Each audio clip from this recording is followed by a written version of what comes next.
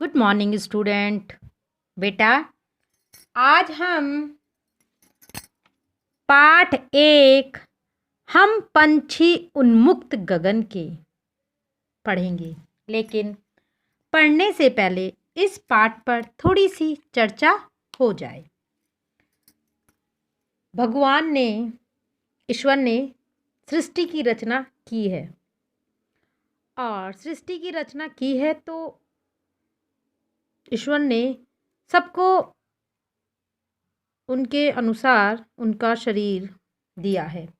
जैसे मनुष्य को शरीर दिया है तो उसके पास 2 हाथ, 2 पैर, 2 आँख, 2 कान, 1 नाक, इस तरह से। उसी तरह से पक्षी आपने देखे भी होंगे। भगवान ने पक्षी जो बनाए हैं उनमें पंख दिए हैं और भगवान ने उन्हें पंख दिए हैं तो आप भी जानते हैं कि पंख दिए हैं तो पंख किस लिए दिए हैं? उड़ने के लिए। उड़ने के लिए दिए हैं। जैसे हम लोगों को पैर दिए हैं चलने के लिए, हाथ दिए हैं काम करने के लिए, उसी तरह से पक्षियों को पंख दिए हैं उड़ने के लिए। तो जब पक्षियों को पंख उड़ने के लिए दिए हैं तो हम उन्हें कैद या बंधन में क्यों रखते हैं? हम उन्हें पिंजरे में बंद क्यों करते हैं? यह पाठ उसी से संबंधित है कि हम पंछी उन्मुक्त गगन के, कहने का मतलब हम पंछी खुले आकाश के, कि हम पंछी हैं खुले आकाश के। इस कविता के राइटर हैं शिव मंगल सिंह सुमन। तो जैसा कि इस पाठ के नाम से स्पष्ट होता है कि पक्षी जो हैं खुले आकाश के हैं, उन्हें खुले आकाश में उड़ने दो, उन्हें पिंजरे में कैद मत करो। इस पाठ में भी लेखक जो है पक्षियों के मनोभाव को व्यक्त कर रहा है कि पक्षियों की इच्छाएं, अभिलाषाएं क्या हैं। चलिए तो पाठ को पढ़ते हैं। हम पंछी उन्मुक्त गगन के, पिंजरा बंद ना गा पाएंगे। कनक तिलियों से टकराकर पुलकित पंख टूट जाएंगे। पक्षी क्या कहते हैं? हम पंछी उन्मुक्त गगन के, कि जो हम पक्षी हैं हम खुले आकाश के हैं, पिंजरा बंद ना गा पाएंगे। पिंजरे में बंद होकर हम अपना मधुर गान ना गा पाएंगे। कनक तिलियों से टकराकर, सोने की तिलियों जो पिंजरे में चारों तरफ लगी हैं, सोने की तिलियों से टकराकर पुलकित पंख टूट जाएंगे। जो हमारे रोमांचित पंख हैं जो अभी निकल ही रहे हैं वो उनसे टकराकर टूट जाएंगे। अर्थात हम पिंजरे में बंद होकर अपना वास्तविक जीवन ना जी पाएंगे। हम बहता जल पीने वाले मर जाएंगे भूखे प्यासे। कहीं भली हैं कटुक निबोरी, कनक कटोरी की मैदा से। अब पक्षी क्या कहते हैं? हम बहता जल पीने वाले मर जाएंगे भूखे प्यासे। अब पक्षी, आप लोगों ने देखा होगा कि पक्षी जब उड़ते हैं तो नदियों, झरनों, तालाब इत्यादि का पानी पीते हैं। देखा है ना आप सभी ने पक्षियों को उड़ते हुए। तो उन्हें जब उन्हें प्यास लगती है, उन्हें जहाँ पर भी जो नदी मिलती है, झरना मिलता है, तालाब मिलता है, वो वहीं से जल पी लेते हैं। तो इसलिए पक्षी कह रहे हैं कि हम बहता जल पीने वाले, कि हम तो बहता जल पीने वाले हैं, मर जाएंगे भूखे प्यासे, कि हम भूख और प्यास से मर जाएंगे अगर हमें पिंजरे में कैद करोगे। कहीं भली है कटुक निबोरी, कनक कटोरी की मैदा से। कटुक निबोरी, निबोरी कड़वी निबोरी, जो नीम के पेड़ पे एक फल लगता है गोल गोल, उसे कहते हैं निबोरी। कहीं भली है कटुक निबोरी, कनक कटोरी की मैदा से। पक्षी कहते हैं कि सोने की कटोरी में रखा मैदा, सोने की कटोरी में जो मैदा रखा है उससे अच्छी तो नीम के पेड़ की कड़वी निबोली है।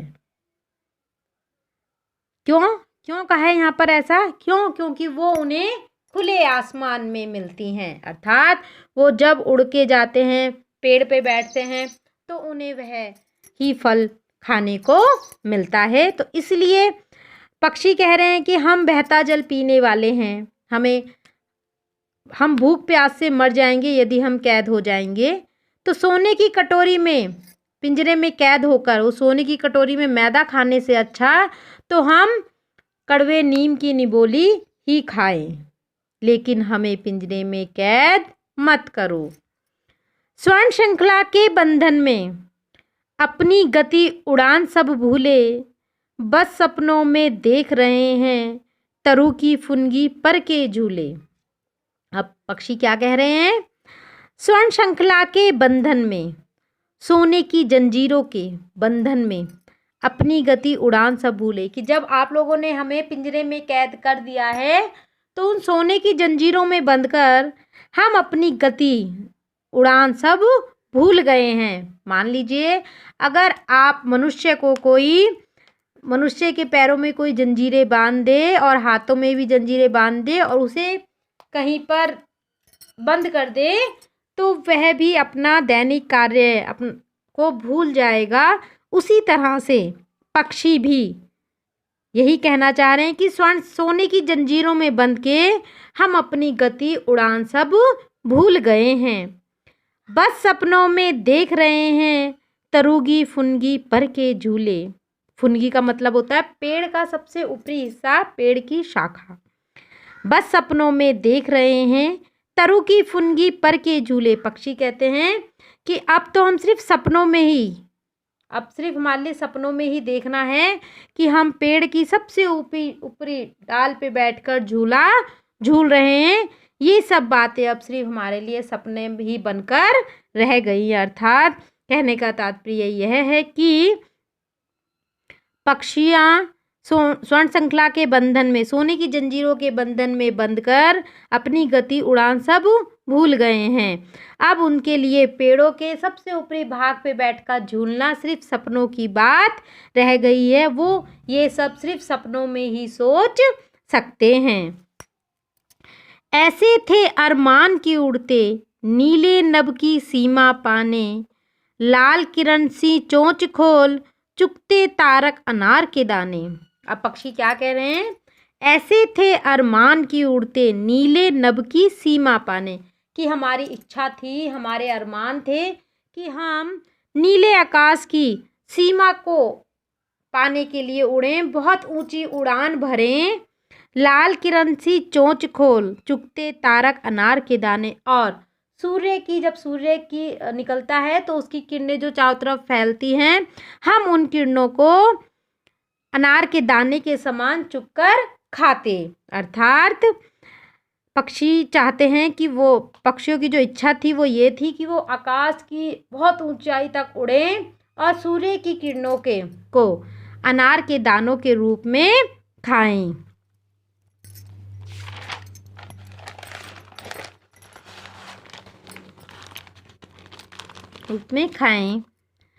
होती सीमाहीन क्षितिज से इन पंखों की होड़ा होड़ी, या तो क्षितिज मिलन बन जाता या तंती सांसों की डोरी। अब पक्षी क्या कहना चाह रहे हैं?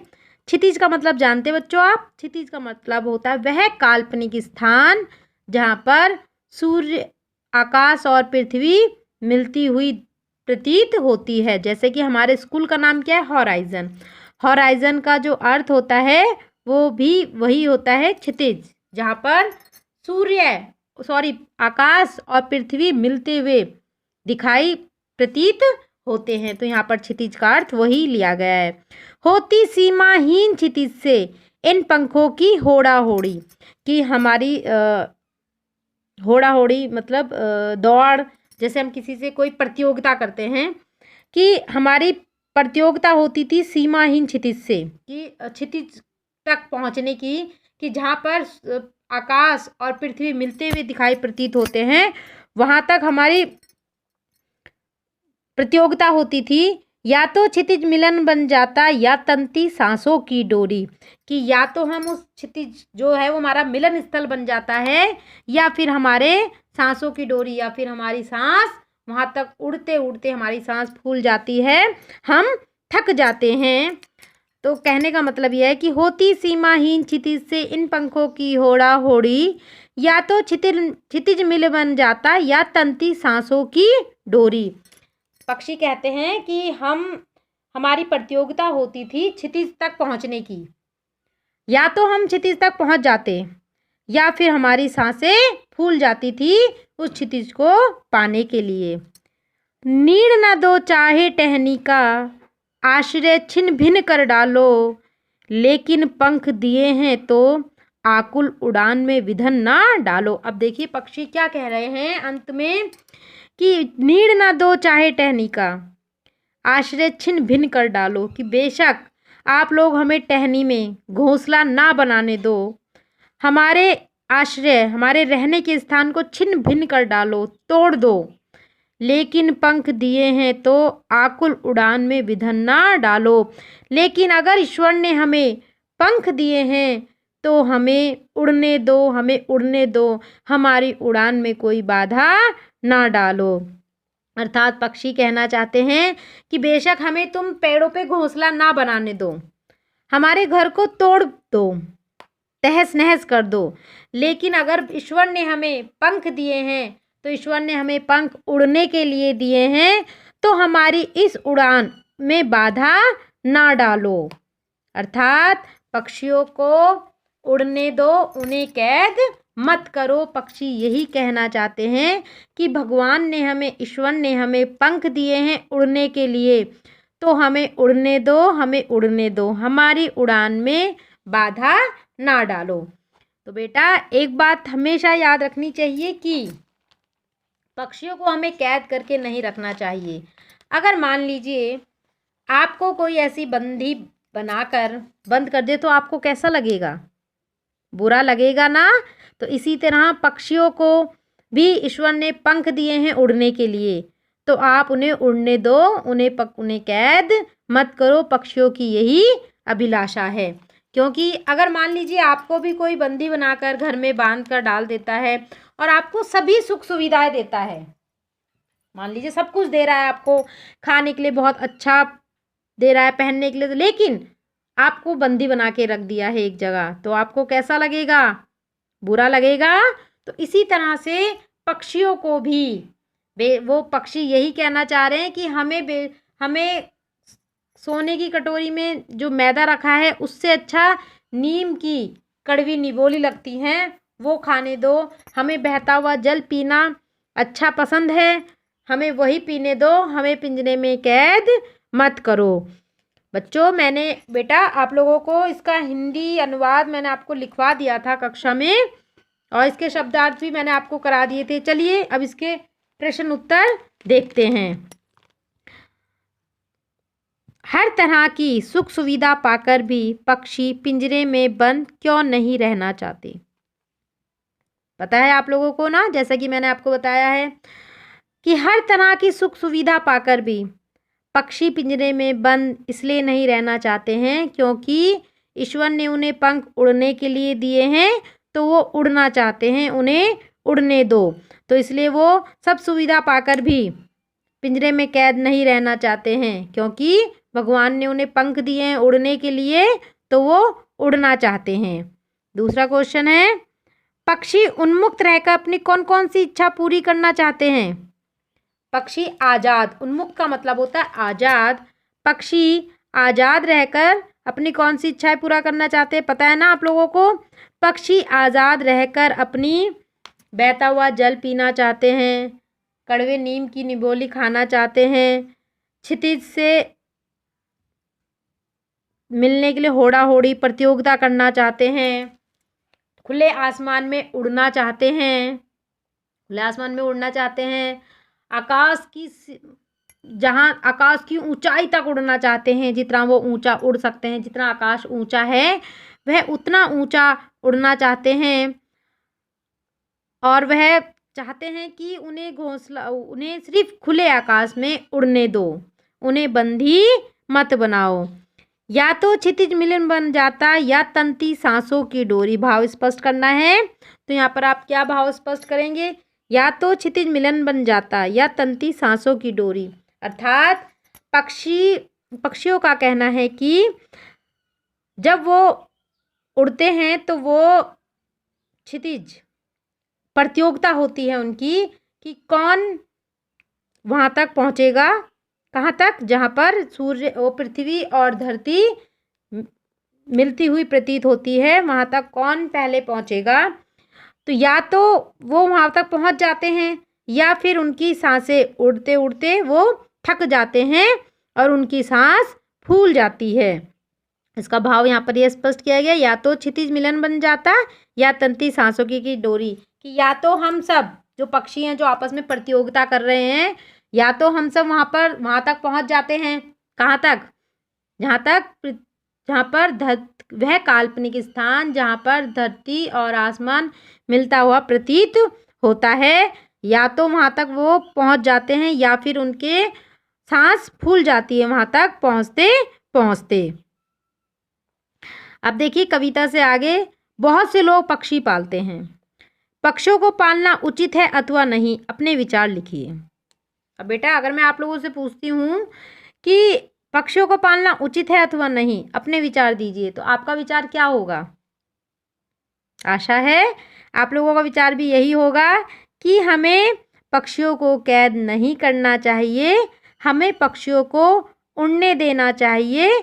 उन्हें ईश्वर ने पंख दिए हैं उड़ने के लिए, तो उन्हें खुले आकाश में, खुले आसमान में उड़ने देना चाहिए। उनके उड़ान में हमें कोई भी बाधा नहीं डालनी चाहिए।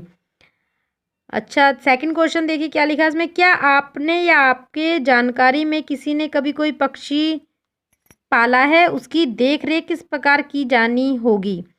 एक बात हमेशा ध्यान रखिए, जब हम यह कहना चाह रहे हैं कि पक्षियों को हमें कैद नहीं करना चाहिए, तो पक्षियों को हमें कैद नहीं करना चाहिए। ईश्वर ने उन्हें पंख उड़ने के लिए दिए हैं तो उन्हें उड़ते रहने देना चाहिए। पक्षियों को पिंजरे में बंद करने से केवल उनकी आज़ादी का हनन ही नहीं होता, अपितु पर्यावरण भी प्रभावित होता है। इस विषय पर 10 पंक्तियों में अपने विचार लिखिए। अब देखिए बेटा, अब ये क्वेश्चन है ना, इसमें ये क्या, ये पक्षियों को पिंजरे में बंद करने से केवल उनकी आज़ादी का हनन ही नहीं अपितु पर्यावरण भी प्रभावित होता है। पर्यावरण कैसे प्रभावित होता है? देखिए, पक्षियों ने कुछ फल खाए, ठीक है, उनके बीज इधर उधर बिखेर दिए, तो उससे क्या होता है, एक नया पौधा वहाँ पर उग जाता है, नया पौधा बड़ा हो जाता है। तो उससे वो, जब वो पौधा बड़ा होगा तो वो बड़ा होकर क्या बन जाएगा, एक पेड़ बन जाएगा। कुछ पक्षी हमारे ऐसे होते हैं जो साफ सफाई का काम करते हैं, ठीक है, जैसे कोई चीज़ मर गई है तो उसका सेवन करके वह उस जगह को साफ करते हैं। तो अगर हम पक्षियों को पिंजरे में कैद कर देंगे तो पेड़, जो बीजों का वितरण है वो बंद हो जाएगा, और जो साफ सफाई है, जैसे कोई पक्षी, कोई जीव मर गया है तो वो वहीं पर सड़ता रहेगा, वहीं पर उसकी स्मेल फैलती रहेगी। तो इसलिए यहाँ पर ये कहा गया कि उससे पर्यावरण भी प्रभावित होता है। क्यों? क्योंकि कुछ पक्षी बीजों का वितरण करते हैं, कुछ पक्षी साफ सफाई करते हैं, तो इसलिए उन्हें बंद करने से उनकी आज़ादी का ही हनन नहीं होता, बल्कि पर्यावरण भी प्रभावित होता है। आशा है आप लोगों को ये पाठ भली भांति समझ में आ गया होगा। आप जो कार्य दिया जाए वह कार्य अपनी उत्तर पुस्तिका में बिल्कुल साफ और स्पष्ट शब्दों में करें।